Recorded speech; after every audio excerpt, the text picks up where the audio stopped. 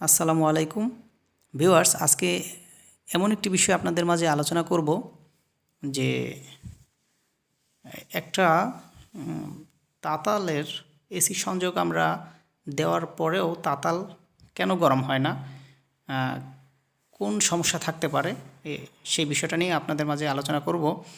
তো দেখেন, এখানে আমরা কিন্তু তাতালের এসি সংযোগ দিয়েছি, তারপর তাতালটা কিন্তু গরম হচ্ছে না। এখানে কিন্তু লাইন দেওয়া আছে, দেখা যাচ্ছে এখানে ইন্ডিকেটর বাতি জ্বলছে, তারপরও কিন্তু এটা গরম হচ্ছে না। তো আসলে এই ভিডিওটা দেওয়ার একটা উদ্দেশ্য আছে, যেটা আপনারা শেষে বুঝতে পারবেন যে ভিডিওটা কেন দিয়েছি। খুব গুরুত্বপূর্ণ একটি বিষয় শেষের দিকে আলোচনা করা হবে। তো দেখা গেছে এখানে আমরা কিন্তু অনেক সময় মনে করতে পারি যে তাতালের কয়েল হয়তো বা খারাপ হয়েছে, অথবা তাতালের তার খারাপ হয়েছে, এটা আমরা মনে করতেই পারি। আর এটা কিন্তু মিটার ছাড়া আমরা চেক দিতে পারবো না।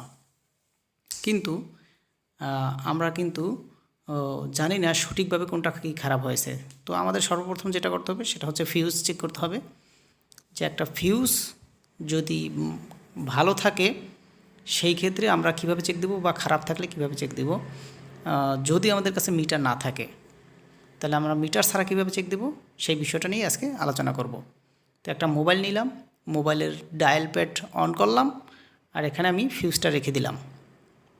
এখন যখনই আমি ফিউজের উপরে টাচ করব তখনই কিন্তু কাজ করবে। দেখেন ভিউয়ার্স, এখানে কিন্তু ফিউজটা যে বাটনের উপরেই রাখি না কেন সেখানে কিন্তু ফিউজের উপর টাচ করলেই কাজ করতেছে। তো আপনারা কিন্তু এইভাবেই করে একটা ফিউজ চেক করে নিতে পারেন। তো ভিডিওটা যদি ভালো লাগে অবশ্যই লাইক সাবস্ক্রাইব করবেন। আল্লাহ হাফেজ।